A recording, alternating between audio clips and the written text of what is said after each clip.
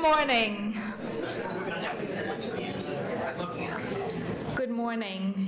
It is wonderful to see so many members of our Northeastern community here this morning for our annual commemoration of the Holocaust, our annual Northeastern Holocaust Commemoration. My name is Uta Peuge, and I'm the interim dean of the College of Social Sciences and Humanities. This event this morning is a key element in our Holocaust Awareness Week, which is presented by the Northeastern Humanities Center in conjunction with the Holocaust Awareness Committee. As you can see from your programs, the committee has planned a series of ambitious programs for this week. I would also like to alert you to an event that is planned by the law school and that is not in this brochure, an event that is taking place at noon today, and let me just give you some details on that event. This event will be held in Cargill 94 with the speaker Alan Ryan, who was the first director of the Office of the Special Investigations, an office that persecuted Nazi war criminals and deported them from this country. As in other years, our gathering this morning features reflections by a Northeastern student and a Northeastern faculty member. This year, the student is Viola, and the faculty speaker is Laurel Leff, Northeastern Stotsky Professor of Jewish Cultural and Historical Studies. As the historian Norman Neymark has put it, the Holocaust has become the dominant historical metaphor of our time. That, in conclusion, is both encouraging and daunting. It reminds us how ubiquitous references to the Holocaust are. Some may say it has perhaps become too easy to commemorate the Holocaust. And easy commemoration is certainly not what we are after with Northeastern's Holocaust Awareness Week. Rather, the programs of the week allow us to tackle some of the difficult issues that the Holocaust continues to raise. Pondering difficult questions is one major reason that it makes sense to have our Northeastern Holocaust Commemoration be part of our year-long series of Northeastern Conversations on Civic Sustainability. This year-long series that President Aoun asked Mike Dukakis to host is titled Conflict, Civility, Respect, Peace, Northeastern Reflects. What then are some of the difficult questions and issues that the Holocaust, the murder of 6 million Jews by Germans and their non-German helpers, continues to raise? They include questions about the breakdown of civility, the breakdown of relations between neighbors that were part of the enactment of the Holocaust and that also characterize other genocides. They include the processes of dehumanization that are key to the machinery of death that Primo Levi has described so powerfully, or the ways in which state institutions and state-related institutions such as police battalions get ordinary people involved in genocide in the context of war. Or questions about how the Nazi genocide of European Jews relates to the treatment of other victim groups, from homosexual men to Soviet prisoners of war.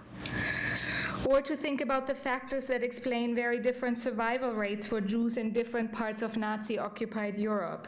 In other words, not to think about the Holocaust as one event, but rather as a heterogeneous set of events.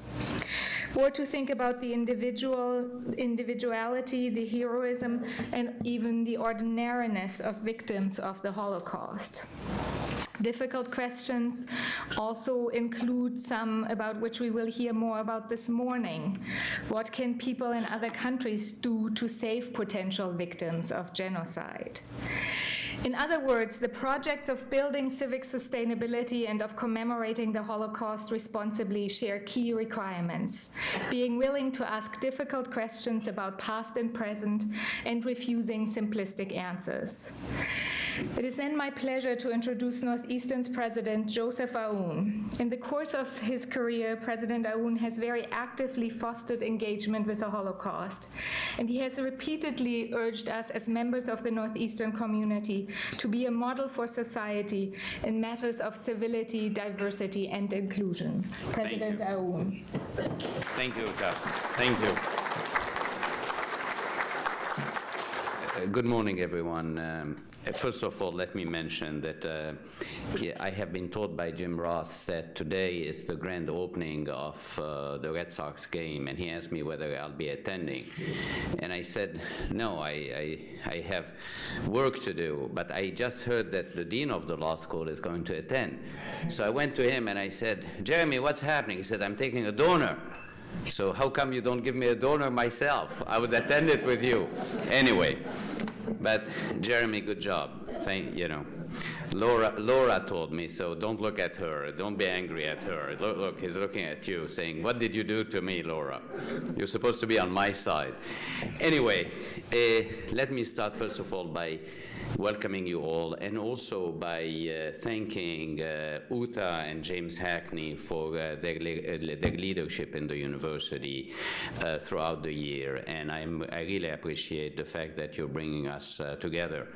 Lori, you have been a great, great colleague and citizen in our community. You brought us together in many times, sometimes difficult times, and you always found a way to build bridges and to, at the same time, to be very direct with everybody. So I commend you on that.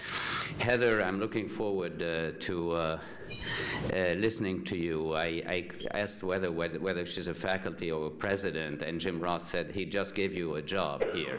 So whenever you're ready, you can take mine. And Jim, thank you for organizing that today, and I'm looking forward also to your talk. And as some of you know, Jim had a knee surgery. He just went to the person. How many of you read The New Yorker about this doctor who has a new way of looking at knee surgery, and he can make it happen to you in how many days, Jim? Mine was 3 weeks ago. 3 weeks ago. But how many days did it take you to start walking again? I was out of bed the first day. You see, that's the miracle of what's happening. Now, obviously, Jim has some connections because you cannot go to this doctor anymore. He became a superstar. Laurel, we're looking forward to your lecture. I know that you have done a lot of research. You have mined the archives, and my colleagues are here. They have been in touch with you, so thank you for doing that. And Uta, once again, thank you for leading us. You have been last year. You have been the speaker here, as I recall, and your words were extremely powerful. Thank you for everything you do. When we meet on a yearly basis, last year we had some students from high schools coming. I don't see them today. Let's bring them back. I think it's important to bring them back. I think Sam Bernstein, I just received a note saying that Sam went to some high schools to talk. We want our faculty to be able to reach out, our faculty, our students, our staff to reach out to the other schools too. So that will be terrific. We had various discussions in our community, and various give and take, and those sometimes have been difficult. Sometimes they have been passionate. But today, it's a time for all of us to reflect on what happened and make sure that it doesn't happen again. And frankly, it starts with acceptance and civility. Till now, every year, I repeat that we have genocides happening, and very often our world community is reacting to that just after it happened. And the whole purpose of the Holocaust awareness is precisely to reach a level where another Holocaust or a genocide doesn't happen anymore. I remind you, that's the whole purpose of why we are here today. So it's a time for us to take stock of what happened this year, to reflect on it, but at the same time, it's not the time for reflection. Let me borrow something from Barry Bluestone, who says, here we don't think only, we think and do. So let's keep that in mind. We are here to think and do. Thank you very much.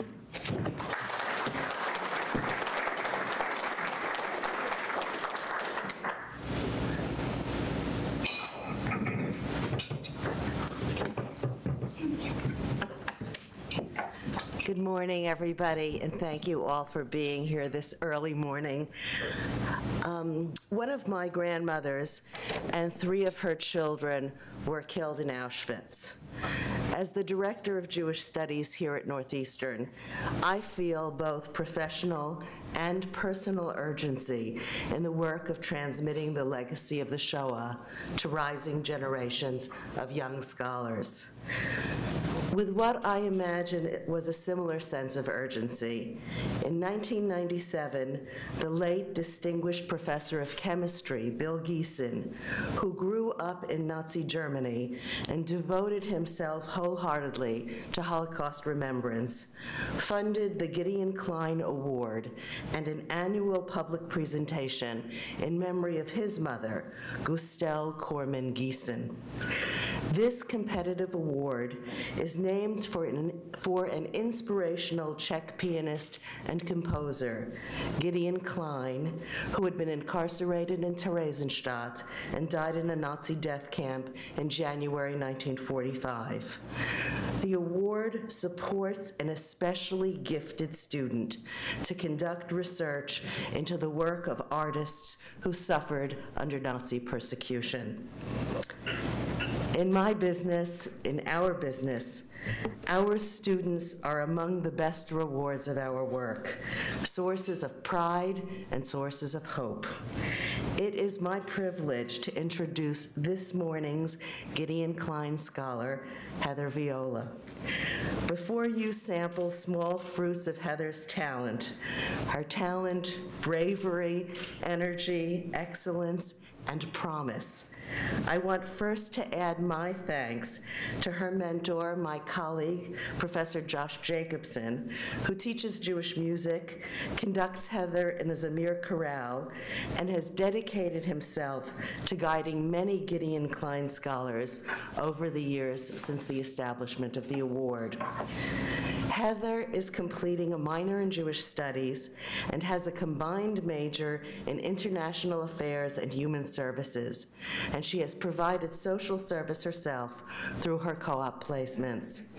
Her project, Lullaby, about the music or the place of music in the lives of children in Terezin, took her to Prague, where she visited Theresienstadt and its archives. She has energetically conducted research through reading and interviews, and she has learned much music. Heather Viola admirably carries forward the work of commemoration through her learning, singing, and now her own teaching. Heather. Vigala, vigala, Feuer, der Wind spielt auf der Leier, spielt so süß im grünen Ried, die Nachtigall, die singt ihr Lied. Vigala, vigala, Feuer, spielt auf der Leier. Vigala, vigala, Verne, der Mond ist die Laterne, steht am dunklen Himmelschild und schaut hernieder auf die Welt. Vigala, vigala, Verne, der Mond ist die Laterne. Vigala, vigala, Vile, wie ist die Welt so stille? Es stürzt kein Laut, Jesusche. Schlaf, mein Kindchen, schlaf, auch du. Vigala, vigala, Vile, wie ist die Welt so stille?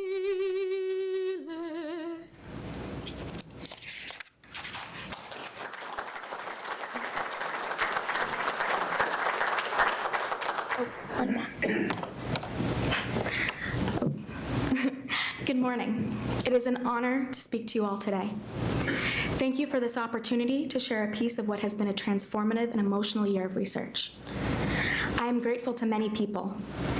I want especially to acknowledge the late Professor Bill Gideon, who established the Gideon Klein Fellowship, which provided me with the resources to travel and to learn.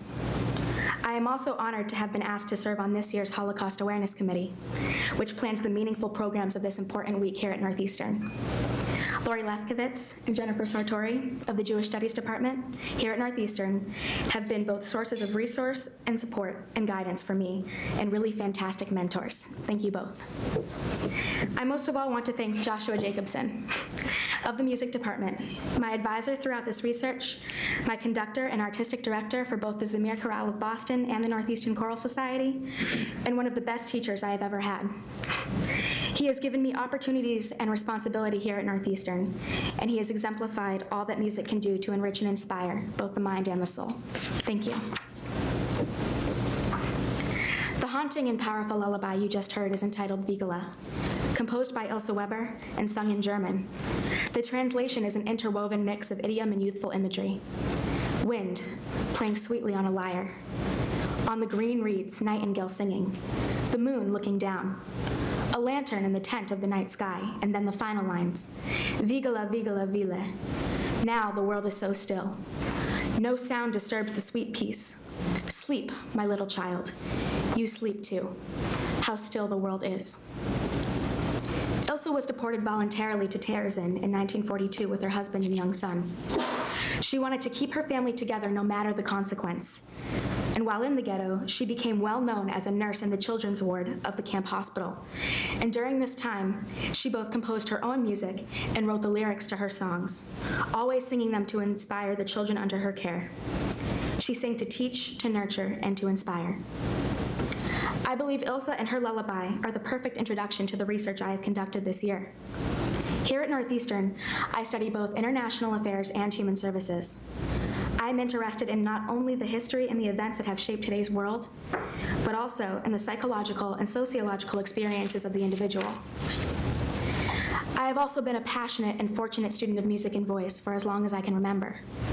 Music is essential to who I am. Perhaps you can imagine my joy when this opportunity arose to bring all of the things that I love together, in studying the lullabies of Terezin and the role of music in making children resilient and giving them comfort. I feel a personal connection to Ilse Weber, a lover of children, family, social work, and music. The ghetto of Terezin is located in the hills outside of Prague, and it was an unusual concentration camp in that it was created as a holding pen for Jews who were to be shipped to the death camps, but turned into a vehicle for propaganda. Terezin served to cover up the Nazi genocide of the Jews. Referred to sardonically as the Führer's gift to the Jews, this model ghetto was the site of a Red Cross human rights inspection visit in 1944, and of a propaganda film produced by the Nazis themselves. Many elderly Jews even paid to be transported there, believing so readily in all that was promised to them. In addition to the facade put in place by the Nazis, Terezin is characterized by contradiction. The ghetto had a large proportion of artists, musicians, and intellectuals, and yet the culture there was tainted with constant fears of starvation, disease, and the overwhelming dread of being deported to concentration camps out in the east. The first picture, on the left, I took during my time in Prague this past winter. It shows the entrance to the small fortress of Terezin. The gate bears the motto, Arbeit macht frei. Work makes one free. Embodying much of the hardship that was experienced there, it is certainly a far cry from Hitler's gift to the Jews, as so many were led to believe. On the right is a sketch by a woman named Bedřich Frita, an artist in Terezin. This still life depicts a violin and a sheet of music behind prison bars, with the rays of sunlight outside symbolizing a hope for a brighter future. With such a surreal blend of deception and distress present in Terezin, many may ask, why would people write and create and perform music and art in such a place? Victor Ullmann, a famous composer from the ghetto, says it all. We did not simply sit down by the rivers of Babylon and weep, but evinced a desire to produce art that was entirely commensurate with our will to live. I became fascinated with the history of this place, this culture, and all of the art and musical endeavors that took place there. What was the experience of a child in all of this? And how did this environment impact the development of the 15,000 children who passed through Terezín's gates? How did the music come into play in these children's lives? We can all relate to the significance of music. It's soothing, it motivates us. It sets a tone, it brings us to a different place. It teaches us about cultures that are distinct from our own. In the ghetto of Terezín, music was all of these things and more, but most of all, it was a tool through which people experienced and survived their reality. With this in mind, I came to recognize 4 categories of music in Terezín that relate specifically to children. First, music the children listened to and encountered. This includes the lullabies mothers such as Ilse Weber sang to their children, soothing them to sleep. The songs children heard in lieu of formal schooling.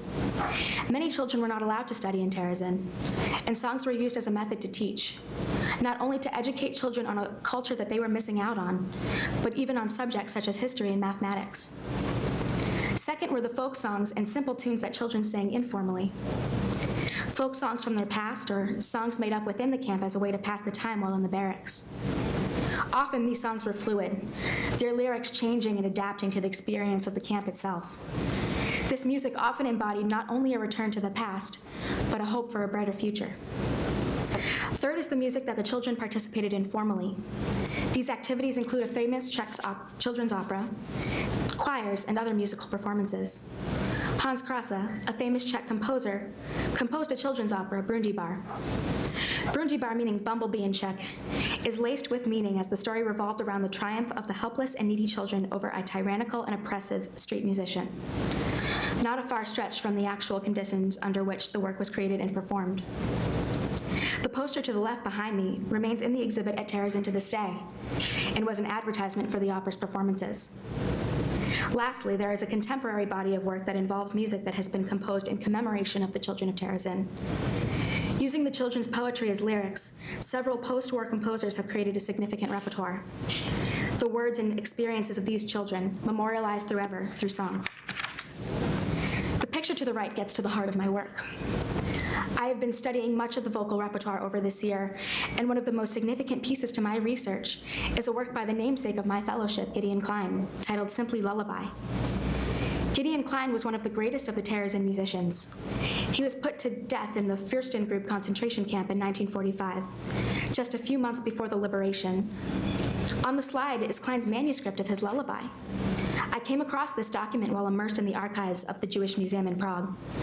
Something I had actually spent time studying and crafting and exploring was suddenly real and right in front of me.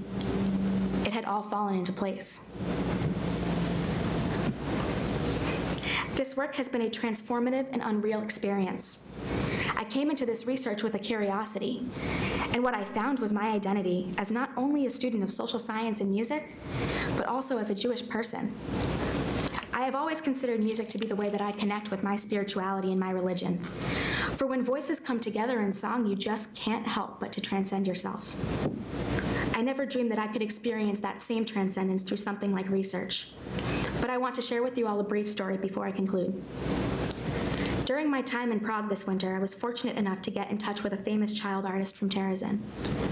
One of the few survivors still living in Prague, Helga Haskova, came to Terezín while she was 12 years old. During her brief 3 years in the ghetto prior to her transportation in Auschwitz, Helga created an immense body of work, well over 100 illustrations. While in Prague, I met with Helga. My mother accompanied me. Helga told me of her experience in Terezín, and when I asked about her art, she told me a story that shaped the scope of this research. She explained to me that men and women were kept separate in the ghetto, and that she saw her father very infrequently. On one of those rare occasions, early on in her time there, Helga's father sat her down and said, "Helga, zeichne was du siehst." Draw what you see. And she took this to heart. After much discussion, Helga, my mother, and I, we finished our tea and proceeded to light the Hanukkah candles together. It was an experience that I will never forget. My research had brought us all together under a common identity, connected by a shared history and purpose. I had never felt more crystallized. I will leave you all today with these words. Zeichne was du siehst. Draw what you see. And by this I mean, use art, use music, Explore it and let it guide you.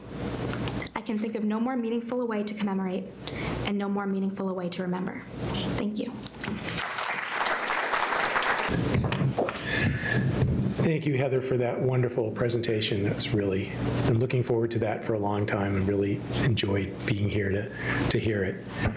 I'm Jim Ross. I'm chair of the Holocaust Awareness Committee and a member of the Jewish Studies program. And the first thing I'd like to do and am eager to do is to thank the members of the Holocaust Awareness Committee that are listed at the end of your program, our student members and other members of the staff and the faculty who did such a wonderful job of putting together this week's events, which I hope you'll be participating in beyond today as well. I'd also like to thank the staff of the Humanities Center, Erica in particular, for all of your hard work in helping publicize and put all this together. Thank you so much. I'd also like to thank the administration of Northeastern University for its support of both the Jewish Studies program and the Holocaust Awareness Committee. I think the unwavering support that the President and the administration have given to Jewish studies, to Holocaust awareness, to the spirit of academic inquiry that is essential to this institution, has given us the energy and the spirit to move forward in our research and our teaching and programming like this. So I think it's critical to our success that we have their support, and thank you for that. My main job here is to introduce my colleague Laurel Leff. Laurel is an associate professor in the School of Journalism, where I also make one of my homes, and she's the Stotsky Professor of Jewish Historical and Cultural Studies here at Northeastern University. She was previously a reporter for the Wall Street Journal, the Miami Herald, an editor at American Lawyer Media, and the Hartford Courant. Her book, Buried by the Times, The Holocaust and America's Most Important Newspaper, which was published by Cambridge University Press in March 2005, was awarded the American Journalism Historian Association's Best Media History Book of 2005 and Forward Review's Best History Book of 2005. She is currently working on a book about the American response to the refugee crisis of the 1930s and early 1940s. Professor Leff's talk today examines how Americans who weren't included in the government or Jewish organizations reacted to what is commonly known as the refugee crisis, the desperate efforts of hundreds of thousands of Europeans to flee Nazi control with American assistance. So it is my privilege and pleasure to introduce Professor Laurel Leff. Thank you. I'm very happy to be here this morning. I had hoped to be able to welcome Dr. Bernard Stotsky here. Unfortunately, at the last minute, he was not feeling well enough to attend. But I hope that we can appreciate his influence, if not acknowledge his presence. Because I don't think it's an exaggeration to say that Dr. Stotsky has almost single-handedly made possible Holocaust research at Northeastern. I mean, he certainly has been a tremendous help to me in funding my research trips to exciting places like Cincinnati and Minneapolis, and ideally to Germany, not too far from, in the not too distant future. So I was really hoping he could be here because I don't think he's gotten, in some ways, the recognition he deserves, but unfortunately he couldn't. So I think, again, we just hope we can remember him and his influence. What I'd like to do today is talk about the United States' role, and particularly American universities, university's role in welcoming refugee scholars to the United States, and the United States' role in saving Europe's intellectual elite from the Nazis is often told as a triumphalist tale. The copious scholarship and popular books on the topic bear names such as The Illustrious Immigrants and Exiled in Paradise, and recount the arrival on these shores of Albert Einstein and Enrico Fermi, Thomas Mann and Bertolt Brecht, Hannah Arendt and Herbert Marcuse, Marc Chagall and Max Ernst, among hundreds of other scholars, scientists, musicians, artists, and writers. They also explore the profound impact these immigrants had on American science and American culture. In some ways, it is indeed a story of American generosity and open-mindedness. But in many ways, it is not. It isn't a tale of triumph, because for every persecuted intellectual we saved, many more tried to escape but couldn't. As just one example, the primary committee to help rescue European scholars received over 6,000 appeals and ended up placing just 335 scholars. Not surprisingly, the foundations and other committees that engaged in rescue work didn't trumpet their failures in their post-war accountings. In 1995, the Rockefeller Foundation, which helped just over 300 scholars come here, noted in a report that several failed to reach America. The foundation didn't mention any name, but here's one.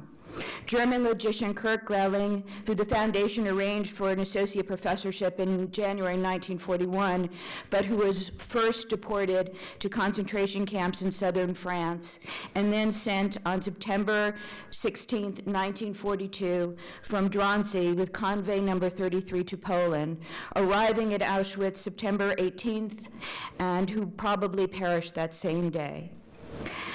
Not only have we overlooked those who couldn't escape, but we've also overlooked why they couldn't.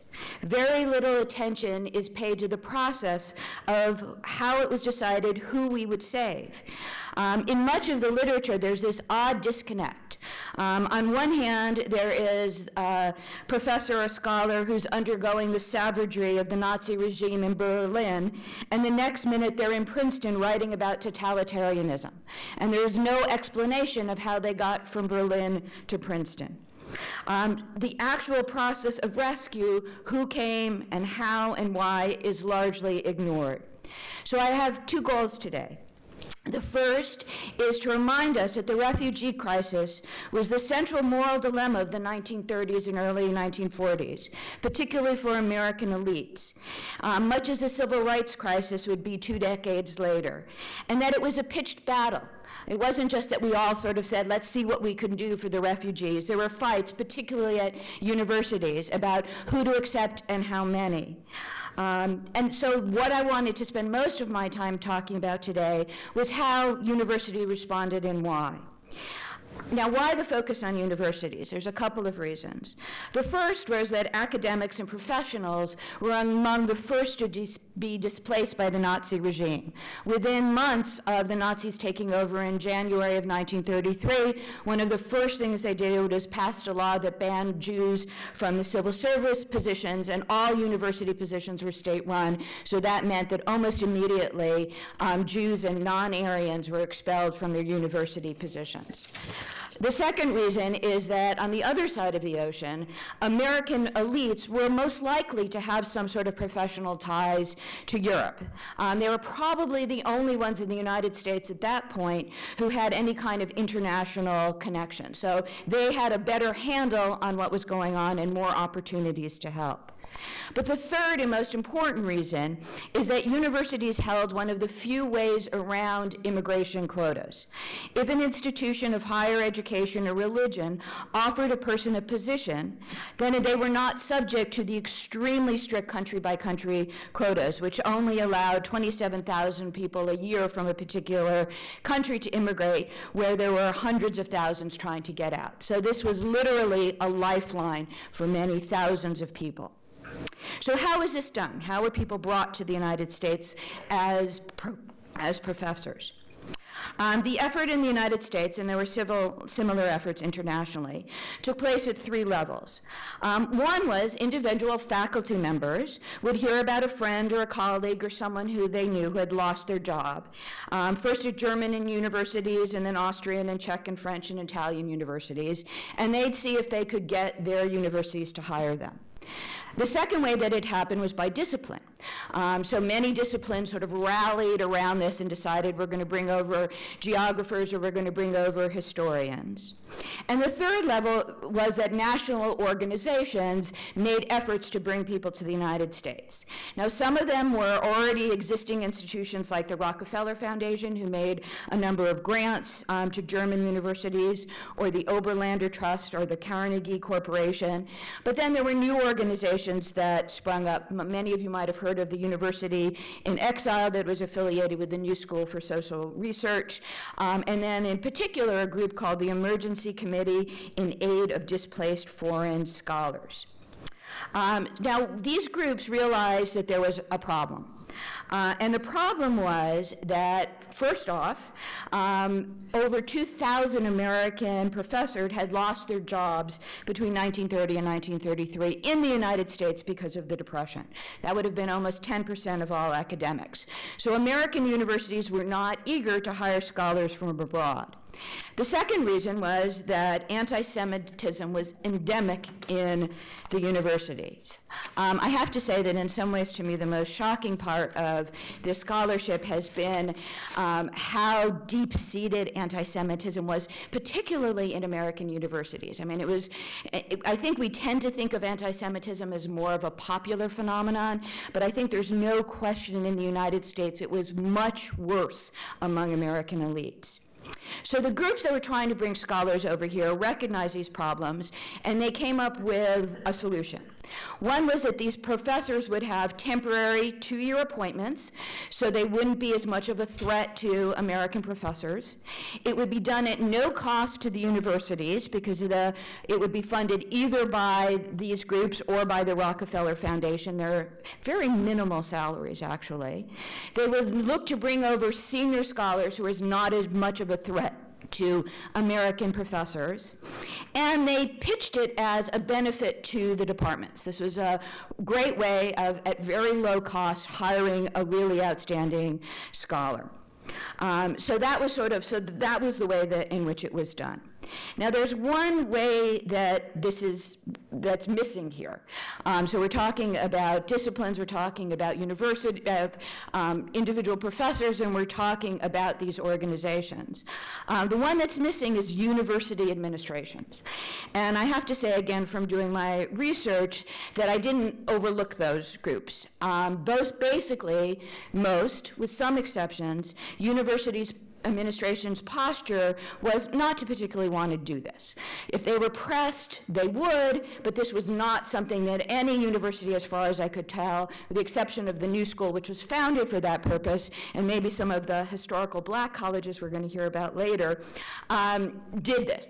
And to just give you one example at Harvard, because it's Harvard, both first President Laurel and James Conant, who was the president during most of this time, were extremely opposed to hiring refugee scholars.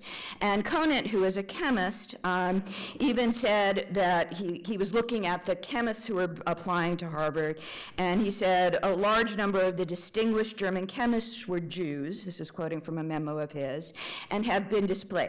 I have not heard of any displaced one whom we could use satisfactorily in the chemistry department. He was a little bit more blunt in a personal letter with someone from the DuPont Corporation who had asked him to assess a particular Professor Bergman for a position in it, and he wrote to this DuPont executive that Professor Bergman he is certainly very definitely of the Jewish type, rather heavy, as I recall. And then he said, I think a deluge of medium and good men of the Jewish race in scientific positions would do a lot of harm. Needless to say, don't quote me too wildly on this.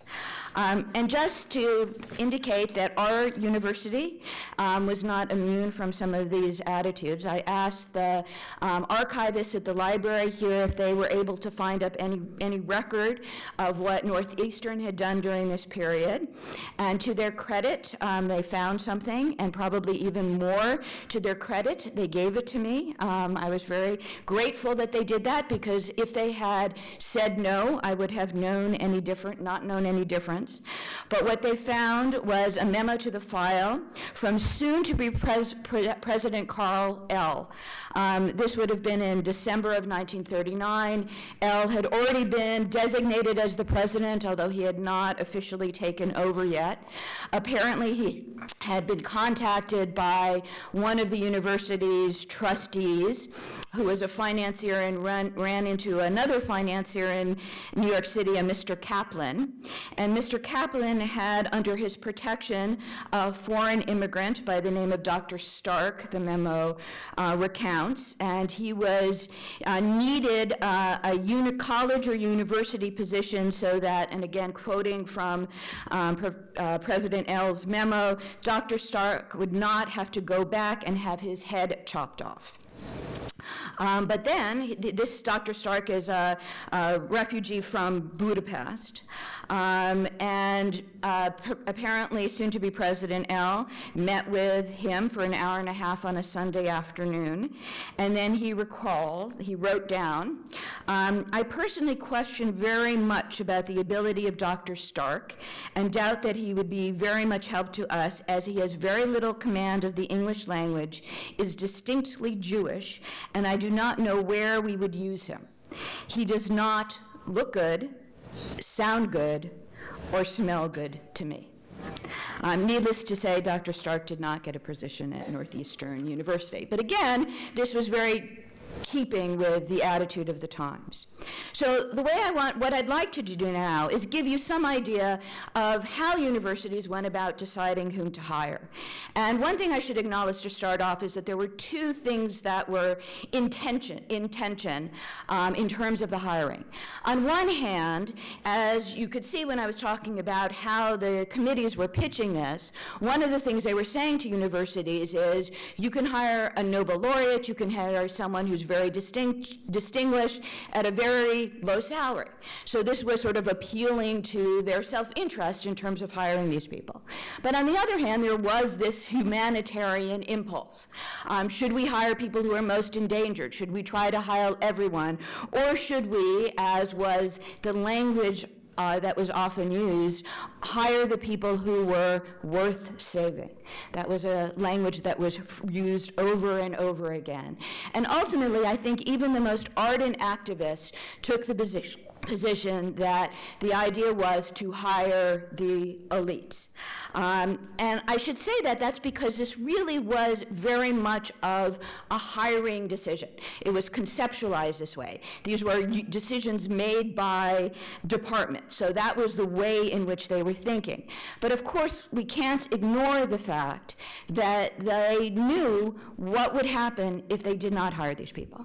I think this is one part of the story that I feel most strongly about, because I think there's often a sense, particularly among Americans, that we didn't really have a good grasp of what was going on. But when you read these files, what you see is they had no doubt about what would happen. I mean, in the 30s, what you were talking about were people being deprived of their livelihoods.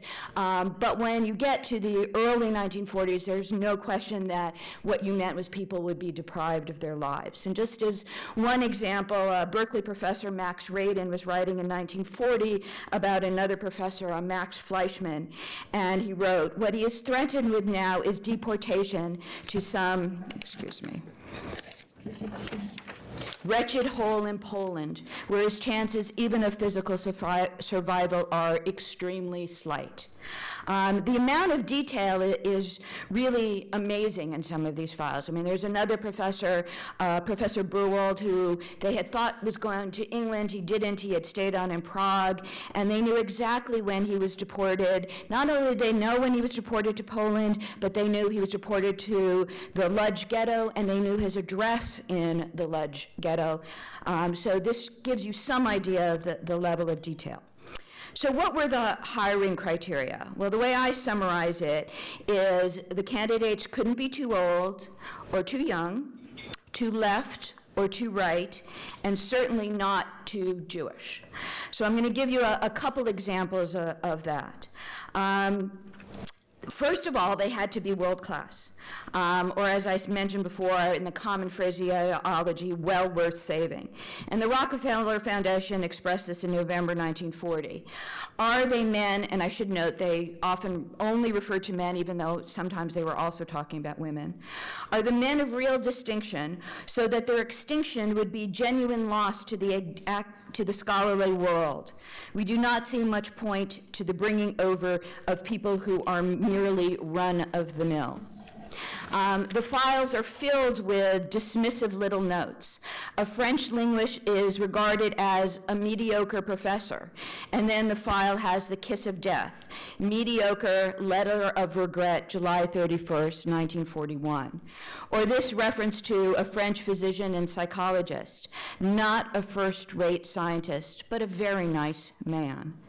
What often happened is that lists would go around in different disciplines of possible scholars, and people would be asked to circle the ones that were worth saving. So that was the one criteria. This doomed some people just because of their discipline. There's a letter from a professor at the BU Business School who was thinking of hiring Jerzy Finkelkraut, who was a Polish scholar, but nobody could read his work. Nobody could read Russian or Polish, and therefore they couldn't make him a job offer. Finkelkraut was listed among the Jews murdered in the Katyn forest by the Russians. So you had to be world class. You couldn't be too old. One note for about a Hugo Muller, there was a note that said 58 years old and not too important. At the same time, you couldn't be too young. You had to have some sort of established scholarly record. So in an evaluation of Katerina Wolf, the Rockefeller Foundation wrote, despite the excellent testimonials which we have received, she remains a young and promising person rather than one of eminence. And I should note that many women fell into that category for relatively obvious reasons. You also couldn't be too left politically. The Rockefeller Foundation's officer records conversations he had with one of Germany's foremost economists who had been fired for the double crime of race and socialist tendencies, and then the file records, I should be very doubtful that a man who had been active in the Communist Party would get any kind of visa for the United States. You also couldn't be too right. I mean, there was also concern about fascism, about collaborationism, and so that is also recounted in the files. But I think probably the most important criteria, and maybe the one that is most upsetting, is that you couldn't be too Jewish. Many of the universities specifically said that they didn't want anyone who was Jewish or at least didn't seem too Jewish. The president of Dartmouth told the Rockefeller Foundation that they don't want anyone who is obviously Jewish. So therefore, Paul Mantoux in 1940 had two things to recommend him. One was that his doctoral dissertation on industrial revolution is still the outstanding work in the field of economic history. That was number one. And number two was that even though his family was originally Jewish, they had been Catholic for 2 generations, and better yet, and this is what the president of Dartmouth wrote, Mantoux and his family do not have any obvious Jewish characteristics and have never considered themselves Jewish. That seems to have disqualified Marc Bloch, who is a historian of medieval France at the Sorbonne. The files record that he was a scholar of the first rank, but is more obviously Jewish and definitely labeled Jewish in France. He was shot by the Gestapo in France. Maybe in some ways the most painful part of this is when you're looking at the CVs of these people. And again, this is very much like a hiring decision. So their CVs with their documents and their articles. One of the things that many of the scholars did was they emphasized that they weren't Jewish, that they didn't look Jewish, that they didn't seem Jewish. I mean, that was part, very understandably, of their self-presentation. So I think that gives you an idea of how the universities went about deciding this. So what I'd like to do is maybe put this in a little bit of context and by way of conclusion.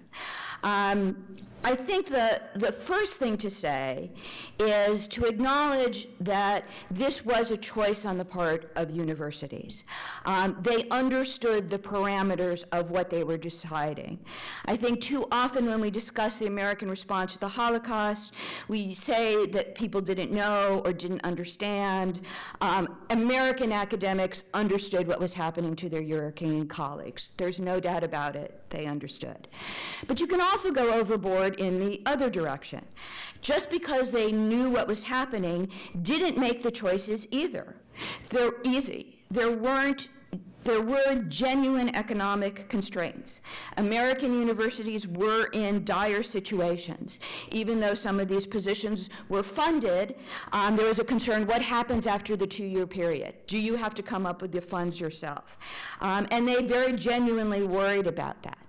And you also sort of have to acknowledge, however much the phrase well worth saving seems grating to us, they couldn't hire everyone. All were imperiled, so it made sense in some way to hire those who were indeed well worth saving. Still, it's chilling to hear these casual dismissals, not first rate, not original, when we know what the rejection will mean. Thank you.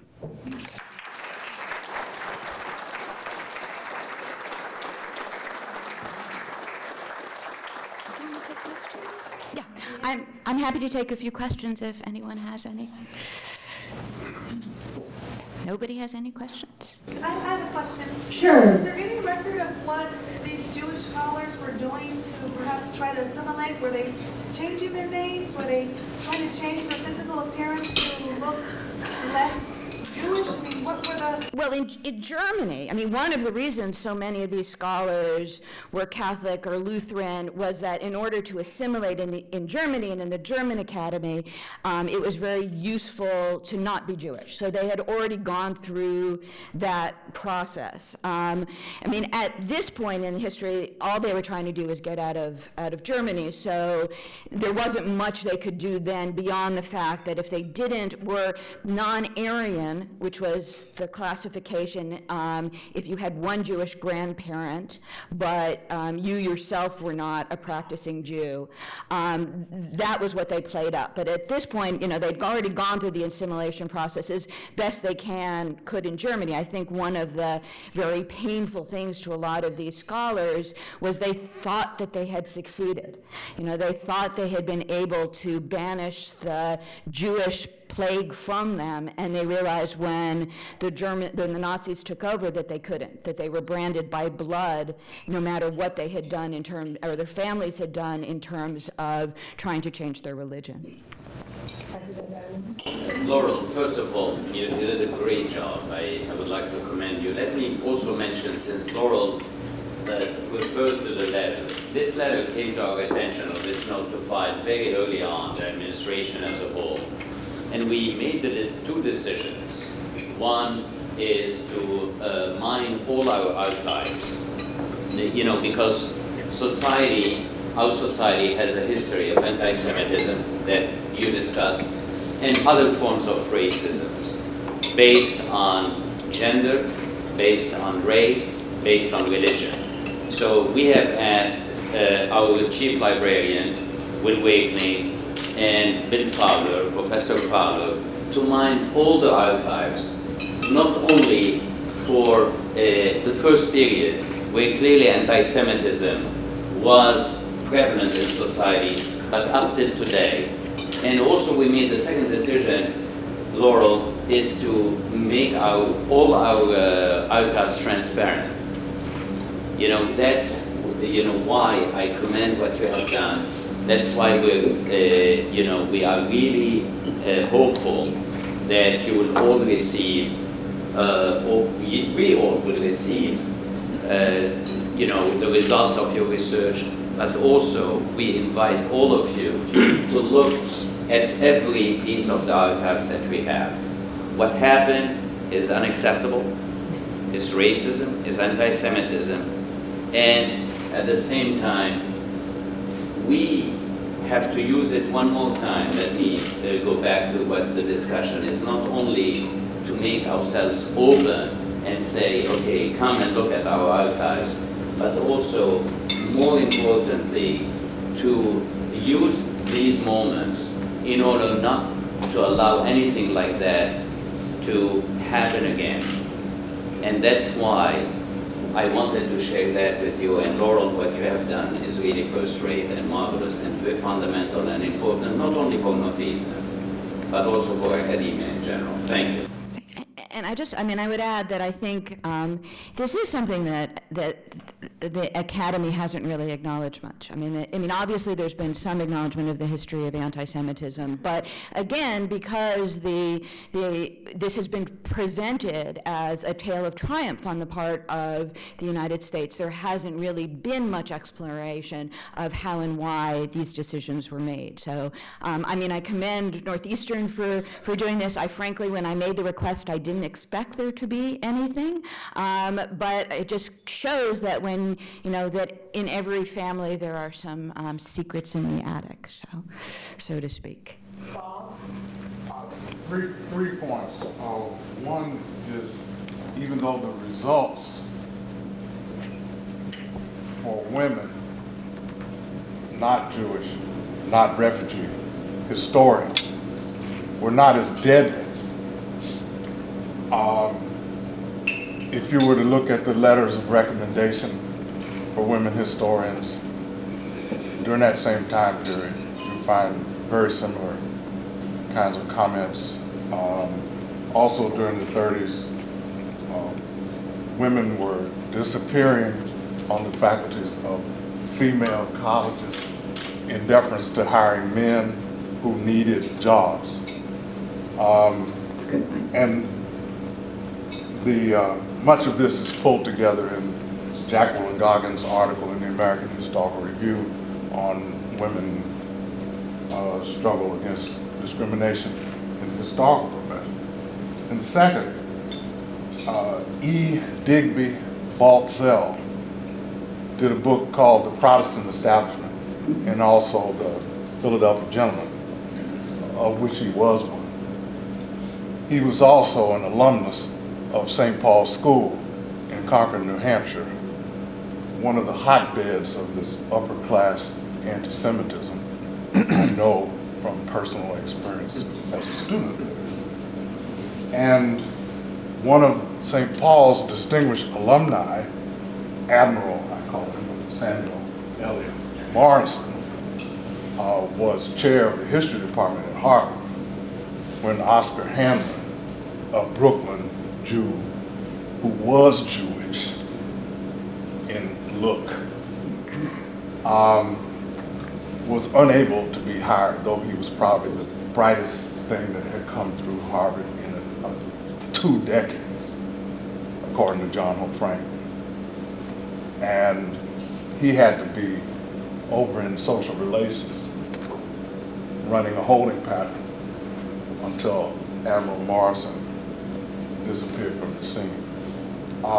And then finally, speaking of the foundations, during the same period, the Julius Rosenwald Fund, trying to make breakthroughs in the hiring of black faculty at historically white institutions, offered to put up the salary to pay if a university would hire a black professor. And the only one that took them up on the offer was the University of Chicago, who hired the distinguished anthropologist, social scientist, Allison Davis. So I look forward to the film. I look forward to the discussion of the film, where I anticipate hearing more about those who were hired at the historically black colleges and universities, like my good, now deceased buddy, Ernst Berinsky of Tougaloo College. We have time for one more question. Susanna?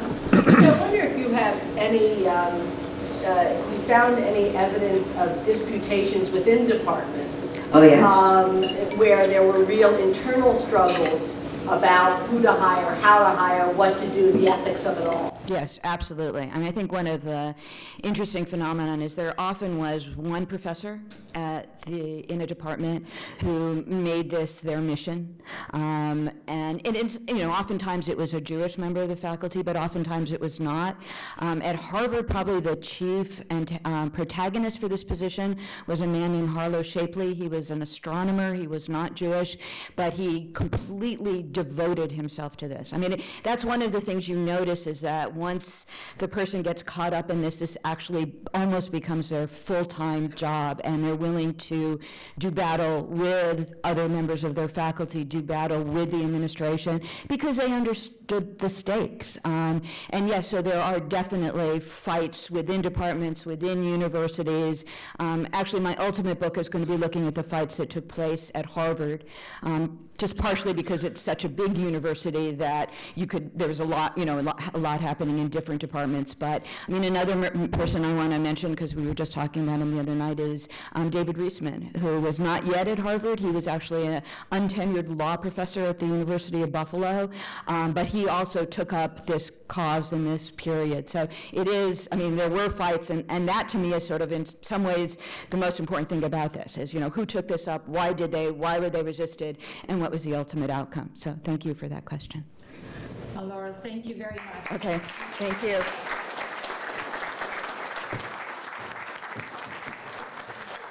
I want to thank all of you once more for being here this morning, and also invite you once again to the wonderful series of programs that the Holocaust Awareness Committee has put together and that the Law School has put together for today.